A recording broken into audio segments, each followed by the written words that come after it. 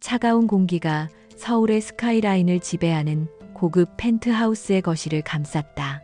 3년 동안 차유진의 집이었지만 한 번도 진정한 안식처처럼 느껴진 적은 없었다. 모든 것이 완벽하게 정돈되어 있었고 최고급 가구와 예술품으로 장식되어 있었지만 그곳에는 온기가 없었다. 마치 사람이 살지 않는 모델하우스처럼 모든 것이 차갑고 공허했다.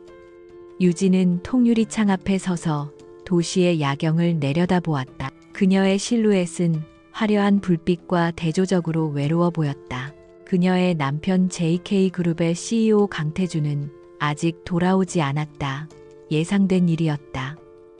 결혼 생활 3년 동안 그가 제 시간에 들어온 날은 손에 꼽을 정도였다. 처음에는 그를 기다렸지만 이제는 그 기다림마저 무의미한 습관이 되어버렸다. 그녀는 남편의 아내라기보다는 이 거대한 집을 지키는 관리인에 가까웠다. 그녀의 존재 이유는 오직 하나 JK그룹의 후계자를 낳는 것이었다. 하지만 그 유일한 존재 이유마저 그녀는 충족시키지 못하고 있었다. 오늘 오후 시어머니인 윤 회장과의 통화가 귓가에 맴돌았다. 아직도 소식이 없는 거니 3년이다. 3년. 강산을 변하게 할 시간이야. 네가 여자로서 최소한의 도리도 못한다면 이 집안에 있을 자격이 없다는 걸 명심해라. 그 목소리는 얼음처럼 차가웠고 비수처럼 유진의 심장을 찔렀다. 그녀는 아무런 대꾸도 할 수 없었다. 모든 비난은 당연하다는 듯이 그녀에게 쏟아졌다. 그녀가 문제인 것처럼. 그때 현관문이 열리는 소리가 들렸다. 강태준이었다. 그는 값비싼 맞춤 정장을 입고 있었고 완벽하게 다듬어진 머리카락에서는 한치의 흐트러짐도 찾아볼 수 없었다. 하지만 그의 얼굴은 언제나처럼 무표정했고 그의 눈은 유진을 스쳐 지나갈 뿐이었다. 그는 마치 그녀가 가구의 일부라도 되는 듯 행동했다. 아직 안 자고 있었나? 그의 목소리에는 어떤 감정도 실려 있지 않았다. 유진은 천천히 돌아섰다. 당신을 기다렸어요. 저녁 식사는 그녀의 말이 채 끝나기도 전에 태준이 말을 잘랐다. 밖에서 해결했어. 앞으로 나 기다리지 마. 시간 낭비니까. 그는 재킷을 벗어 아무렇게나 소파에 던지며 서재로 향했다. 그의 행동 하나하나에는 그녀에 대한 무시가 배어 있었다. 유진은 그가 던진 재킷을 조용히 집어들었다. 익숙한 다른 여자의 향수 냄새가 코끝을 스쳤다. 그녀는 이제 그 냄새에 상처받지도 않았다. 처음에는 배신감에 잠 못 이루는 밤도 많았지만 이제는 그저 그의 삶의 일부려니 하고 받아들이게 되었다. 그녀가 할 수 있는 것은 아무것도 없었다. 그녀는 아이를 낳지 못하는 아내였고 그것이 그녀의 모든 가치를 앗아갔다. 그녀는 조용히 그의 재킷을 옷걸이에 걸고 그가 들어간 서재 문을 바라보았다. 굳게 닫힌 문은 그와 그녀 사이의 관계를 상징하는 것 같았다. 잠시 후 태준이 서재에서 나왔다. 그의 손에는 서류 가방이 들려 있었고 얼굴에는 짜증이 가득했다. 중요한 서류를 놓고 왔군. 다시 나가봐야겠어. 그는 유진에게 눈길도 주지 않고 현관으로 향했다. 유진은 그저 그의 뒷모습을 바라볼 뿐이었다. 그가 급하게 나가면서 서재 책상 위에 있던 서류 몇 장이 바닥으로 떨어졌지만 그는 알아채지 못했다. 문이 닫히고 집안에는 다시 정막이 흘렀다. 유진은 한숨을 쉬며 서재로 들어갔다. 어질러진 것을 참지 못하는 성격 탓이었다. 바닥에 흩어진 서류들을 줍던 그녀의 손길이 멈칫했다. 다른 서류들과는 다른 두꺼운 병원 봉투 하나가 눈에 띄었다. 서울 최고의 대학 병원 로고가 선명하게 찍혀 있었다. 수신인은 강태준 귀하라고 적혀 있었다. 호기심보다는 무언가 불길한 예감에 가까운 감정이 그녀를 사로잡았다. 그녀는 망설였다. 남편의 사적인 문서를 열어보는 것은 옳은 일이 아니었다. 하지만 지난 3년간의 서름과 멸시가 그녀의 이성을 마비시켰다. 어쩌면 이 안에 모든 문제의 원인이 있을지도 모른다는 생각이 들었다. 그녀는 자신도 모르게 봉투를 뜯고 있었다. 손이 미세하게 떨렸다. 안에는 여러 장의 검사 결과지가 들어있었다. 복잡한 의학 용어들 사이에서 유진의 눈은 마지막 장의 최종 진단명에 고정되었다. 그 몇 글자가 그녀의 세상 전체를 뒤흔들었다. 비폐쇄성 무정자증, Non-obstructive azoospermia. 진단명 아래에는 임상적 소견이 간결하게 적혀 있었다. 정액검사 결과 정자가 전혀 발견되지 않음. 자연 임신 가능성 없음. 유진은 숨을 쉴 수가 없었다. 눈앞이 캄캄해지고 귀에서는 이명이 들리는 것 같았다. 그녀는 비틀거리며 의자에 주저앉았다. 손에 들린 종이가 마치 천근의 무게처럼 느껴졌다. 그랬구나. 그래서였구나. 지난 3년간 그녀를 괴롭혔던 모든 의문이 한순간에 풀렸다. 아이가 생기지 않는 이유가 그녀 때문이 아니었다. 처음부터 문제는 강태준에게 있었다. 그런데 그는 그리고 그의 가족은 모든 책임을 그녀에게 돌렸다. 그녀를 불임 여성으로 낙인 찍고 죄인처럼 대했다. 매일같이 쏟아지는 시어머니의 독설과 남편의 냉대는 그녀의 영혼을 갉아먹었다. 강태준은 모든 것을 알고 있었다. 이 진단서를 받고도 그는 침묵했다. 그는 자신의 결점을 감추기 위해 그녀를 방패막이로 삼았다. JK그룹의 완벽한 후계자라는 자신의 이미지에 흠집이 가는 것을 용납할 수 없었을 것이다. 그래서 그는 가장 손쉬운 방법으로 희생양을 만들었다. 바로 그의 아내 차유진을. 그녀의 고통과 눈물 위에서 그는 자신의 자존심과 명예를 지키고 있었다. 분노가 치밀어 올랐다. 슬픔이나 배신감이 아니었다. 그것은 모든 것을 불태워버릴 듯한 차갑고도 격렬한 분노였다. 그녀의 지난 3년은 무엇이었나? 사랑받는 아내가 되기 위해, 인정받는 며느리가 되기 위해 했던 모든 노력은 한낱 기만극의 일부에 불과했다. 그녀는 철저히 이용당하고 버려질 운명이었다. 태준이 다른 여자를 만나는 이유도 명확해졌다. 그는 아마도 대리모를 구하거나 다른 방법을 통해 후계자를 얻으려 했을 것이다.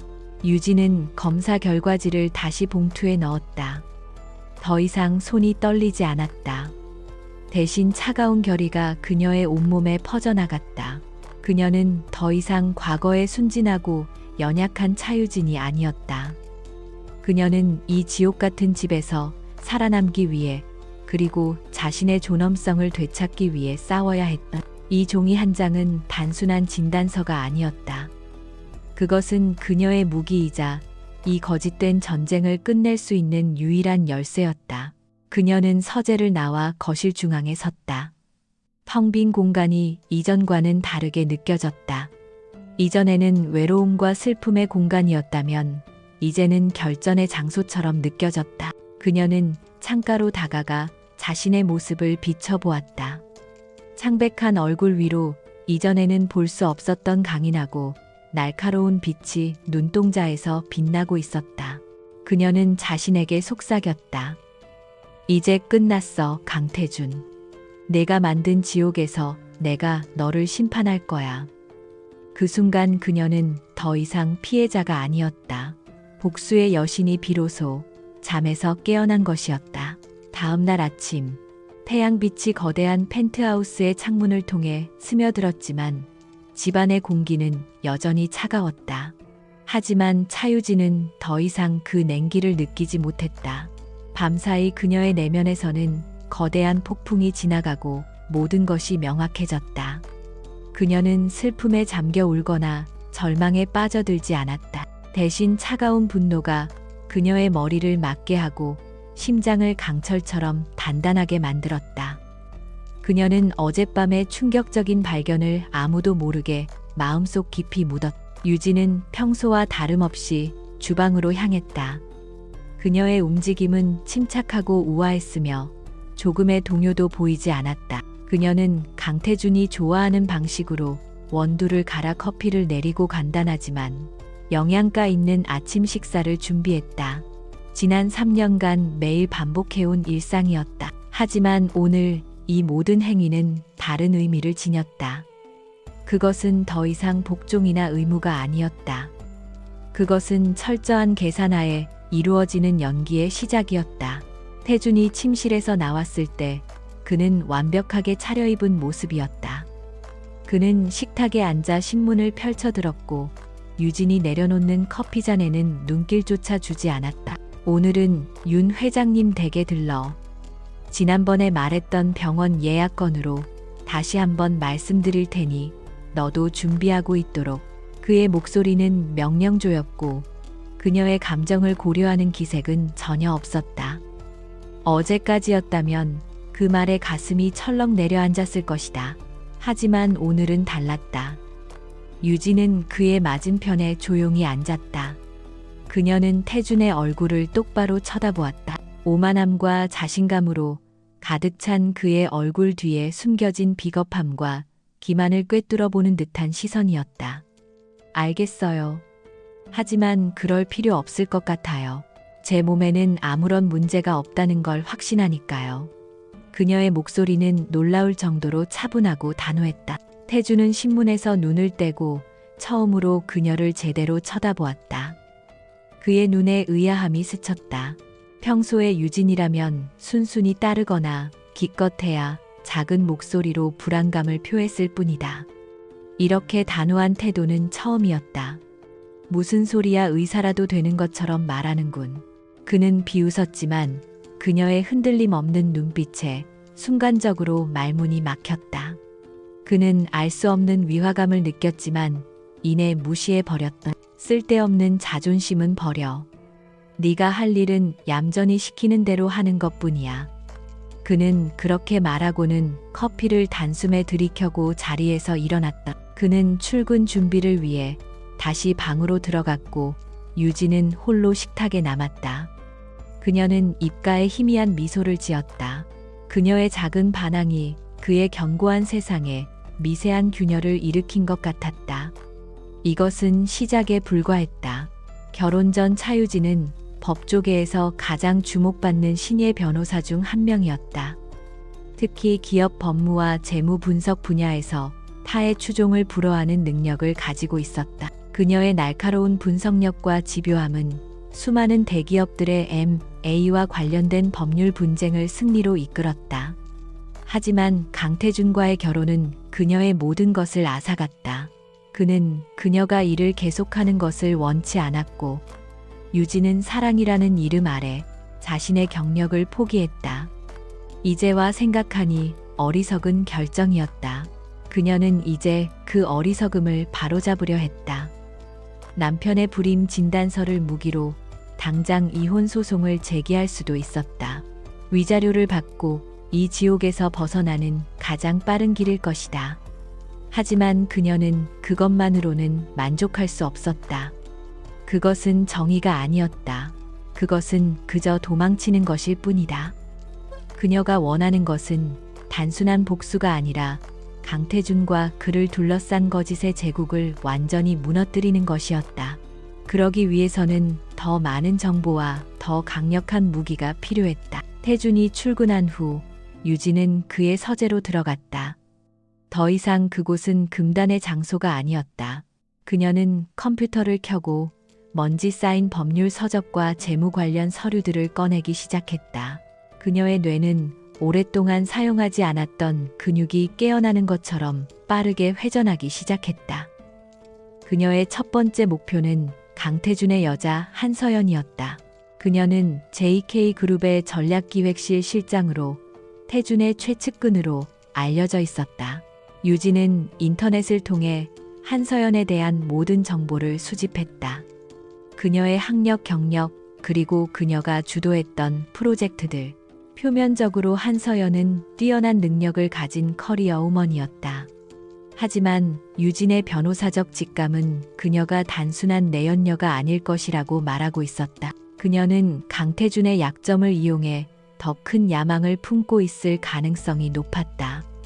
유진은 JK그룹의 최근 몇 년간의 공시 자료와 언론 기사들을 샅샅이 훑기 시작했다.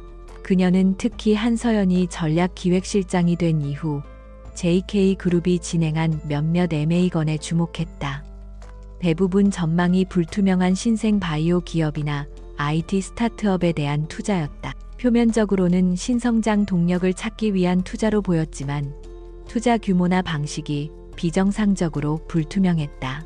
유진은 이 회사들의 법인 등기부등본과 재무제표를 온라인으로 발급받아 분석하기 시작했다. 그녀의 눈이 날카롭게 빛났다. 몇 시간 동안의 분석 끝에 그녀는 마침내 하나의 패턴을 발견했다. JK그룹이 인수한 회사들은 모두 설립된 지 얼마 안 된 페이퍼 컴퍼니에 가까웠고 그 회사들의 임원 명단에는 한서연의 가족이나 측근들의 이름이 교묘하게 숨겨져 있었다. 강태준은 한서연이 설계한 판 위에서 회사 돈을 빼돌려 그들의 미래를 위한 비자금을 조성하고 있었던 것이다. 불임이라는 개인적인 비밀을 넘어 거대한 기업 범죄의 윤곽이 드러나기 시작했다. 유진은 등골이 서늘해지는 것을 느꼈다. 이것은 그녀가 상상했던 것보다 훨씬 더 거대하고 추악한 진실이었다. 강태준은 단순히 그녀를 속인 것이 아니었다. 그는 회사와 주주들, 그리고 세상 전체를 속이고 있었다. 그녀가 손에 쥔 증거는 이제 단순한 이혼 소송용이 아니었다. 그것은 강태준이라는 인물을 사회적으로 완전히 매장시킬 수 있는 강력한 폭탄이었다. 그녀는 조용히 그리고 체계적으로 증거들을 정리하고 백업하기 시작했다. 해가 저물고 서재에 어둠이 내렸지만 유진은 불을 켜지 않았다. 그녀의 얼굴은 컴퓨터 모니터의 차가운 빛을 받아 창백하게 빛나고 있었다. 화면에는 강태준과 한서연 그리고 수많은 유령 회사들 사이의 관계를 보여주는 복잡한 다이어그램이 그려져 있었다. 그녀의 눈은 더 이상 슬픔이나 분노에 차 있지 않았다. 그곳에는 오직 사냥감을 노리는 포식자의 냉철함과 집요함만이 존재했다. 사냥은 이제 막 시작되었다. 며칠이 흘렀다. 차유진은 가면 뒤에 자신의 진짜 감정을 숨긴 채 완벽한 아내의 역할을 계속해서 연기했다. 그녀의 일상은 변함없어 보였지만 밤이 되면 그녀는 날카로운 분석가로 변신하여 강태준과 한서연의 비자금 흐름을 끈질기게 추적했다. 그녀가 조용히 움직이는 동안 강태준과 한서연은 그들만의 계획을 세우고 있었다. 그들은 유진의 최근 미묘한 변화를 눈치챘지만 그것을 힘없는 자의 마지막 발악 정도로 치부했다. JK그룹 본사 CEO 집무실에서 한서연은 강태준의 어깨를 부드럽게 마사지하며 속삭였다. 유진 씨 요즘 좀 이상하지 않아요? 꼭 다른 사람 같아요. 그녀의 목소리는 꿀처럼 달콤했지만 그 안에는 교활한 의도가 숨어 있었다. 태준은 눈을 감은 채 그녀의 손길을 즐기며 코웃음을 쳤다. 아마 마지막 발악이겠지. 아이도 못 낳는 여자가 할 수 있는 게 뭐가 있겠어. 곧 자기가 알아서 무릎 꿇게 될 거야. 한서연의 입가에 만족스러운 미소가 번졌다. 그래도 방심하면 안 돼요. 이럴 때일수록 확실하게 끝내야죠. 이번 JK재단 자선 경매 아주 좋은 기회가 될 거예요. 그녀는 태준의 앞으로 돌아와 그의 눈을 마주보며 말했다. JK재단이 주최하는 연례 자선 미술품 경매는 정재계의 거물들이 모두 모이는 중요한 행사였고 관례적으로 안주인인 차유진이 행사의 총책임을 맡고 있었다. 그들의 계획은 치밀하고 악랄했다. 경매에 나올 가장 중요한 작품, 수십억 원을 호가하는 유명 화가의 그림을 완벽하게 위조된 가짜와 바꿔치기 하는 것이었다. 행사가 절정에 달했을 때 누군가가 위작 의혹을 제기하고 현장에서 감정이 이루어지면 모든 것이 끝이었다. 언론은 벌떼처럼 달려들 것이고 JK그룹의 명성은 땅에 떨어질 것이다.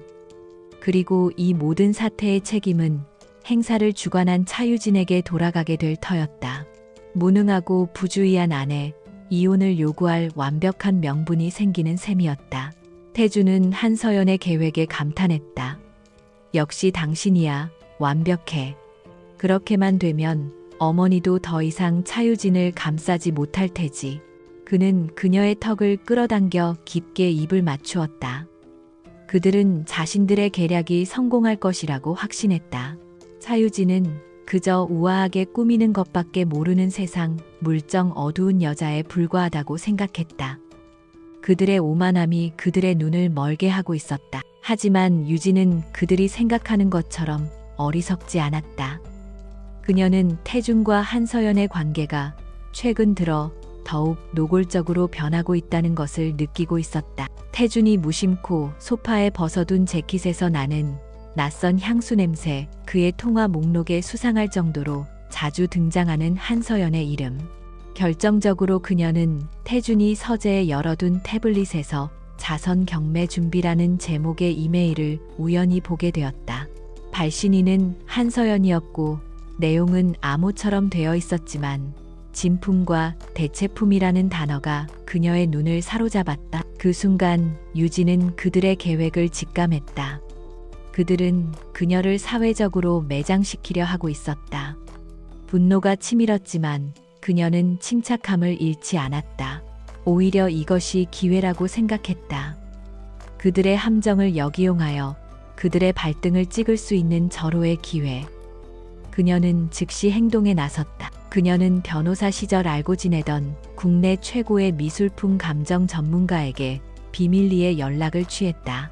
그녀는 재단의 이사장으로서 경매품을 최종 점검한다는 명분을 내세워 모든 작품에 대한 재감정을 의뢰했다. 경매 당일 밤 화려한 호텔 연회장은 대한민국을 움직이는 사람들로 가득 찼다.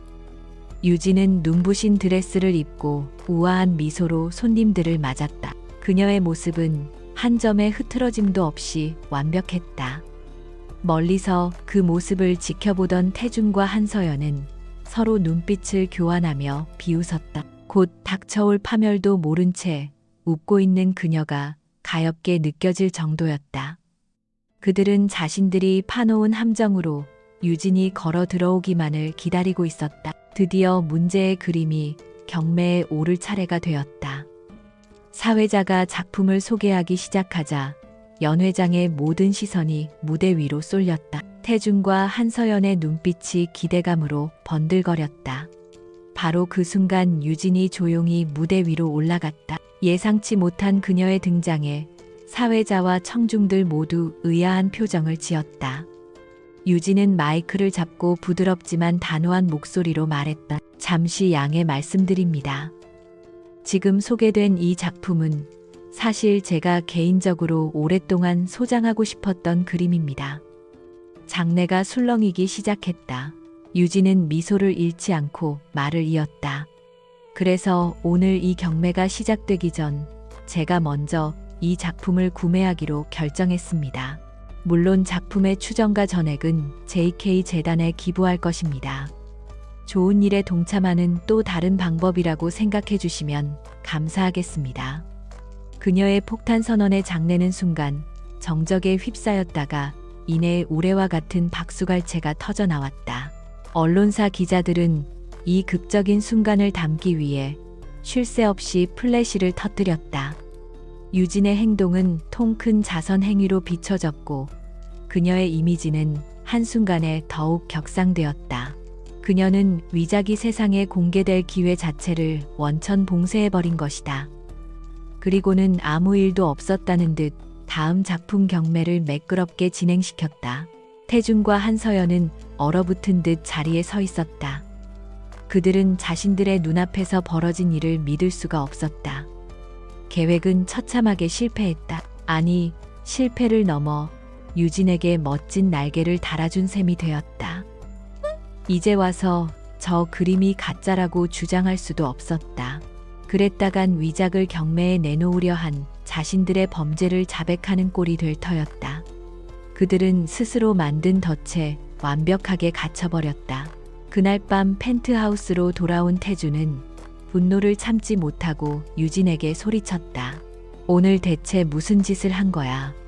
당신 멋대로 그런 결정을 해. 내가 우습게 보여.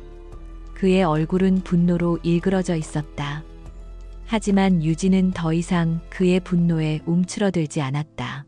그녀는 처음으로 그의 눈을 똑바로 마주보며 차갑게 미소 지었다. 전 그저 모든 것이 완벽하게 진행되길 바랐을 뿐이에요.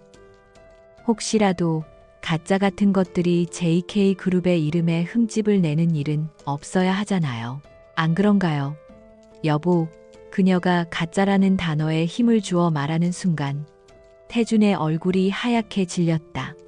그는 깨달았다. 이것은 우연이 아니었다. 차유진은 모든 것을 알고 있었다. 그 순간 그의 마음속에 처음으로 아내에 대한 두려움이라는 감정이 싹트기 시작했다. 그는 자신이 괴물과 결혼했다는 사실을 이제야 깨닫고 있었다. 자선 경매 사건 이후 펜트하우스의 공기는 살얼음판처럼 팽팽해졌다. 강태준은 더 이상 차유진을 무시하지 않았다. 대신 그의 눈에는 경계심과 의심이 가득했다. 그는 교묘한 질문들로 그녀를 떠보려 했지만 유진은 언제나 우아한 미소와 애매한 대답으로 그의 의도를 피해갔다.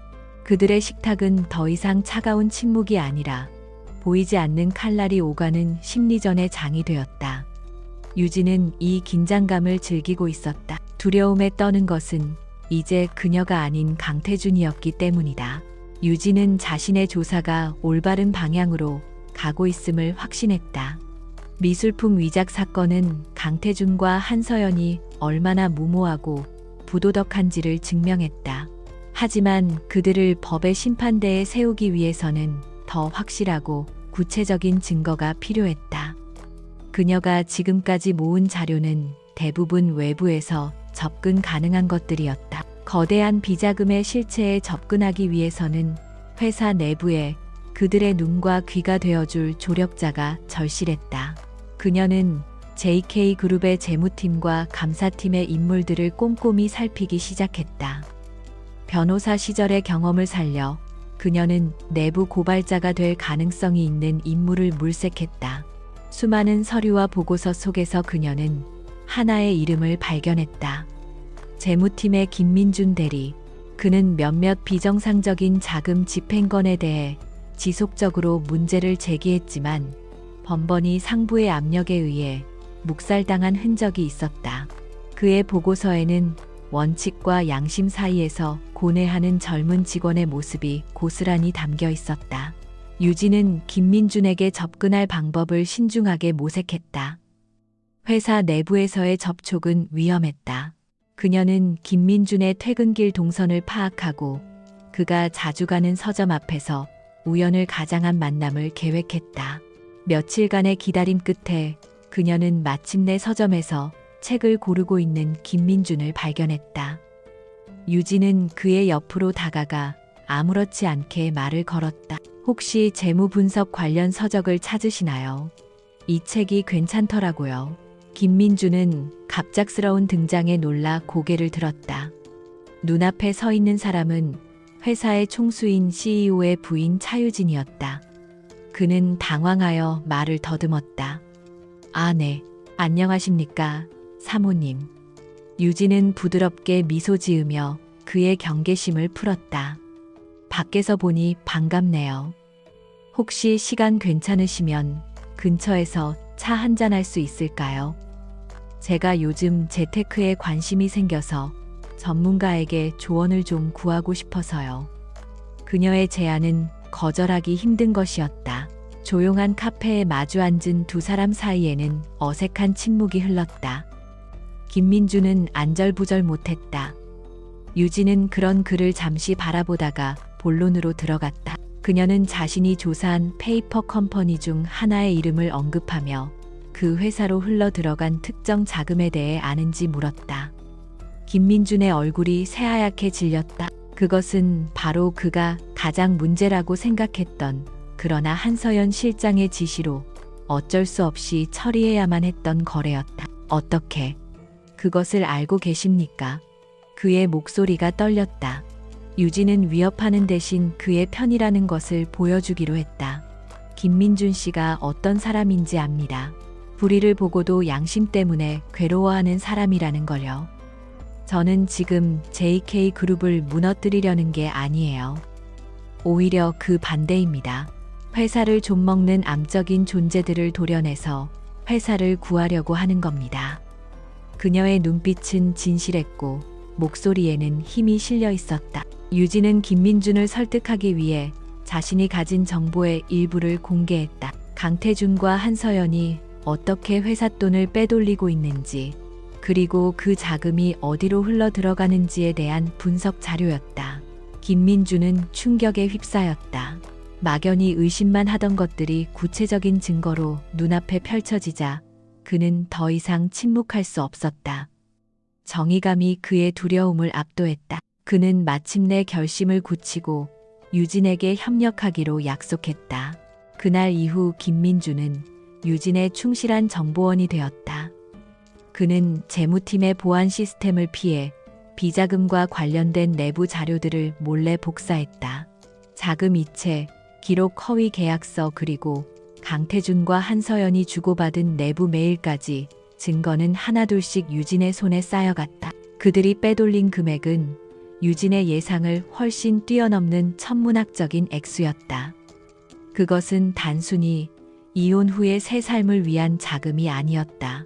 JK그룹의 경영권을 위협할 수도 있는 거대한 전쟁 자금이었다. 사건의 거대한 전모가 드러날수록 유진은 더 큰 책임감을 느꼈다. 이제 이것은 더 이상 개인적인 복수극이 아니었다. 수많은 직원들과 주주들의 미래가 걸린 문제였다. 그녀는 반드시 이 싸움에서 이겨야만 했다. 며칠 후 김민준은 극도의 긴장감 속에서 유진에게 마지막이자 가장 결정적인 증거를 건넸다. 그것은 한서연의 개인 컴퓨터에 숨겨져 있던 비자금 전체의 흐름이 담긴 비밀 장부 파일이었다. 늦은 밤 유진은 인적이 드문 공원 벤치에서 김민준이 건넨 USB를 손에 쥐었다. 작은 저장 장치였지만 그 안에는 강태준의 제국을 한순간에 무너뜨릴 수 있는 파괴력이 담겨 있었다. 그녀는 멀리 보이는 JK그룹 본사 건물을 바라보았다. 화려한 불빛으로 빛나는 저 거대한 탑은 이제 곧 무너져 내릴 모래성과 같았다. 그녀의 마음속에 있던 마지막 망설임이 사라졌다. 이제 심판의 시간이 다가오고 있었다. 결전의 날은 예상보다 빨리 찾아왔다. 시어머니인 윤 회장에게서 전화가 걸려온 것은 쌀쌀한 오후였다. 그녀의 목소리는 언제나처럼 감정 없이 차가웠고 용건만을 간결하게 전달했다. 오늘 저녁 본가로 들어오너라. 태준이도 올 테니 중요한 할 얘기가 있다. 그것은 초대라기보다는 소환 명령에 가까웠다. 유진은 이 저녁 식사가 무엇을 의미하는지 즉시 알아차렸다. 그들이 자신에게 마지막 통첩을 날릴 자리였다. 그녀는 떨지 않았다. 오히려 기다렸다는 듯이 차분하게 대답했다. 네, 어머님. 준비하고 가겠습니다. 강씨 일가의 본가는 유진과 태준이 사는 현대적인 펜트하우스와는 전혀 다른 세상이었다. 수십 년 된 나무와 석조로 둘러싸인 거대한 한옥 저택은 그 자체로 하나의 왕국처럼 보였다. 집안 곳곳에는 권위와 전통의 무게가 짙게 배어 있었고 그 공기는 사람을 숨막히게 했다. 유진이 도착했을 때 윤 회장과 태준은 이미 무거운 분위기 속에서 그녀를 기다리고 있었다. 윤 회장의 얼굴은 굳어 있었고 태준은 어머니의 옆에서 불안한 듯 시선을 피했다. 저녁 식사가 차려졌지만 누구도 음식에 손을 대지 않았다. 그것은 식사를 위한 자리가 아니라 심판을 위한 자리였기 때문이다. 마침내 윤 회장이 얼음 같은 침묵을 깨고 입을 열었다. 그녀의 모든 말은 날카로운 칼날이 되어 유진에게 향했다. 벌써 3년이다. 네가 이 집안에 들어온 지. 하지만 넌 며느리로서, 아내로서 가장 기본적인 의무조차 다하지 못했어. 그녀의 시선은 유진의 아랫배를 경멸적으로 훑었다. 더 이상은 기다려줄 수 없다. 우리 가문의 대를 잇는 것은 무엇보다 중요한 일이야. 윤 회장은 계속해서 말을 이었다. 지난번 자선 경매에서의 경솔한 행동도 그렇고 더 이상 널 JK그룹의 안주인 자리에 둘 수 없다는 결론을 내렸다. 그녀는 탁자 위로 이혼 서류와 함께 두툼한 봉투를 밀었다. 이걸 받고 조용히 물러나 준다면 최소한의 체면은 지켜주마. 너에게 베푸는 내 마지막 잡이다. 그 모든 모욕적인 말들이 오가는 동안 강태준은 침묵을 지켰다. 그는 마치 이 모든 일이 자신과는 상관없다는 듯 냉담한 표정으로 앉아 있었다. 그의 침묵은 어머니의 말에 대한 가장 강력한 동의였다. 유진이 그의 시선을 마주치자 그는 차갑게 말했다. 어머니 말씀대로 해. 일을 더 복잡하게 만들지 말고 이게 모두를 위한 최선이야.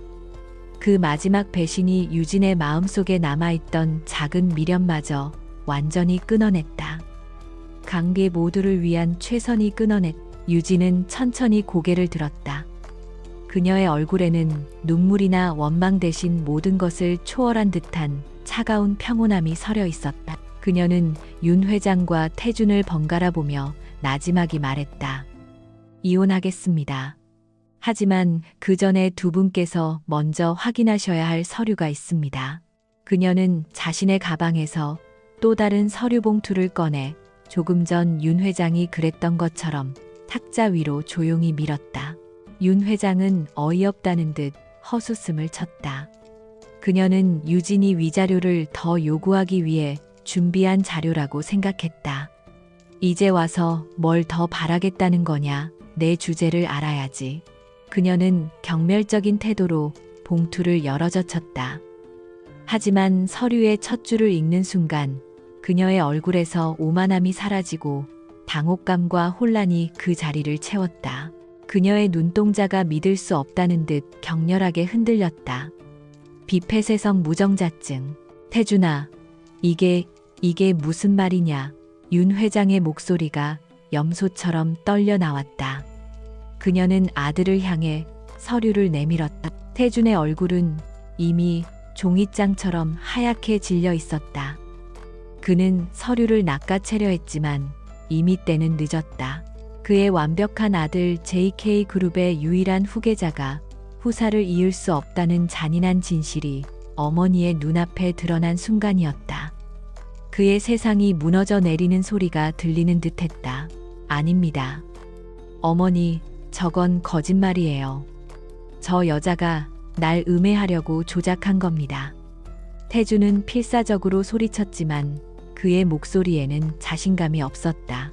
윤 회장은 아들의 비참한 변명을 듣고 있지 않았다. 그녀는 오직 하나의 사실, 자신의 가문의 대가 끊겼다는 절망적인 사실에 사로잡혀 있었다. 그녀의 몸이 부들부들 떨리더니 이내 광기 어린 비명을 지르며 테이블 위의 그릇들을 엎어버리기 시작했다. 저택은 순식간에 아수라장이 되었다. 그 모든 혼란의 중심에서 유진만이 유일하게 평정을 유지하고 있었다. 그녀는 조용히 자리에서 일어났다. 그녀의 모습은 더 이상 희생양이 아니었다. 그녀는 이 모든 비극을 설계하고 지휘하는 연출가처럼 보였다. 그녀는 무너져 내린 모자를 내려다보며 마지막 한마디를 던졌다. 그 목소리는 얼음처럼 차가웠고 그들의 심장에 깊이 박혔다. 지난 3년 동안 제게 쏟아내신 모든 비난과 모욕의 이유가 바로 이 종이 한 장에 있었습니다. 모든 것을 알면서도 절 방패막이로 삼으셨죠. 그녀는 잠시 말을 멈추고 절망에 빠진 두 사람을 똑똑히 눈에 새겼다. 하지만 이건 시작에 불과해요. 당신들이 저에게서 빼앗아간 것들을 이제부터 하나씩 되찾을 테니까요.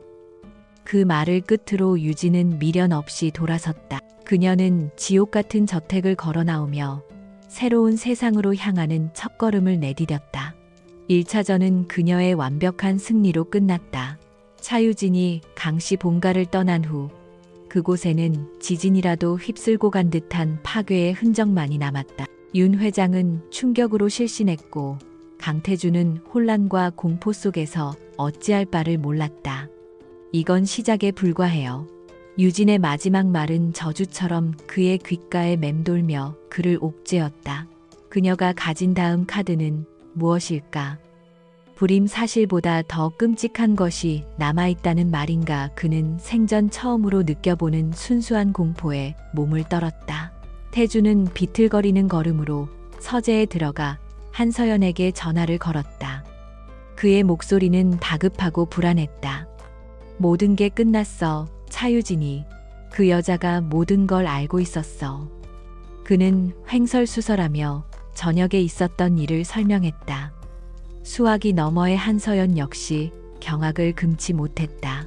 그들이 하찮게 여겼던 여자가 자신들의 가장 치명적인 비밀을 손에 쥐고 있었다는 사실을 믿을 수 없었다. 그들의 오만함이 순식간에 공포로 변했다. 진정해요. 아직 끝난 거 아니야. 한서연은 애써 침착함을 유지하려 했지만 그녀의 목소리도 미세하게 떨리고 있었다. 그 여자가 가진 건 고작 진단서 한 장일 뿐이야. 우리가 먼저 손을 쓰면 돼. 언론을 이용해서 그녀를 돈 때문에 남편을 협박하는 파렴치한 여자로 만들 수 있어. 당장 변호사부터 선임해서 그녀의 모든 자산을 동결시켜야 해. 그들은 궁지에 몰린 짐승처럼 상대를 물어뜯을 계획을 세우기 시작했다. 하지만 유진은 그들에게 반격할 시간조차 주지 않았다. 그녀는 이미 모든 것을 한 발 앞서 계산하고 있었다. 그 다음 날 아침이 밝았을 때 그녀의 대리인인 변호사는 금융감독원과 검찰청에 동시에 진정서를 제출했다. 진정서와 함께 제출된 USB 안에는 JK그룹의 비자금 조성과 관련된 모든 증거가 담겨 있었다. 김민준이 목숨을 걸고 빼낸 비밀 장부 해외 계좌로의 자금 흐름, 그리고 강태준과 한서연이 나눈 범죄모의 이메일까지. 그 증거는 빼도 박도 못할 만큼 완벽했다. 대한민국 재계 서열 최상위에 있는 JK그룹에 대한 범죄 혐의는 엄청난 파장을 불러일으켰다. 검찰은 이례적으로 신속하게 움직였다. 같은 날 오전 JK그룹 본사 빌딩에 수십 명의 검찰 수사관들이 들이닥쳤다. 그들은 한 손에 압수수색 영장을 들고 있었다. 당시 강태준과 한서연은 CEO 집무실에서 유진을 무너뜨릴 계략을 논의하던 중이었다. 그들은 갑작스럽게 들이닥친 수사관들 앞에서 속수무책이었다. 서울중앙지검 특수부입니다. 횡령 및 배임 혐의로 압수수색을 집행하겠습니다. 수사관의 차가운 목소리가 사무실에 울려 퍼졌다. 직원들은 경악하며 자리에 얼어붙었다.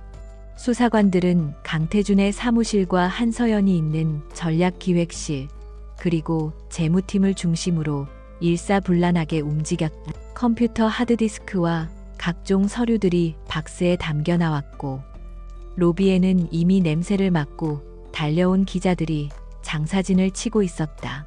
강태준과 한서연은 검찰 직원들에게 양팔을 붙들린 채 건물 밖으로 끌려 나왔다.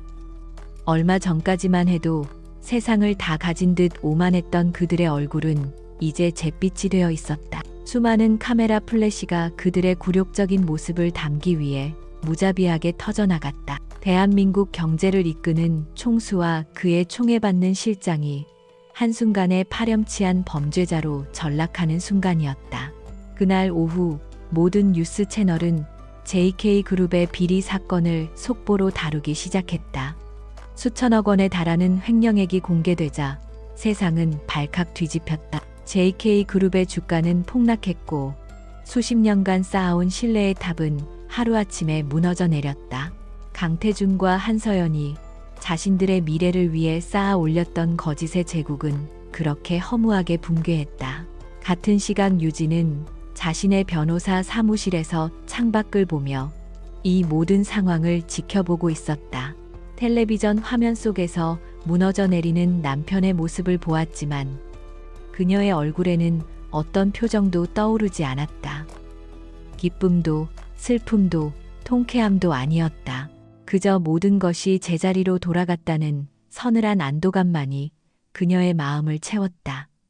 그녀가 시작한 폭풍은 이제 걷잡을 수 없이 모든 것을 집어삼키고 있었다. 저녁 뉴스는 강태준과 한서연에 대한 구속영장이 청구될 예정이라는 소식을 전했다.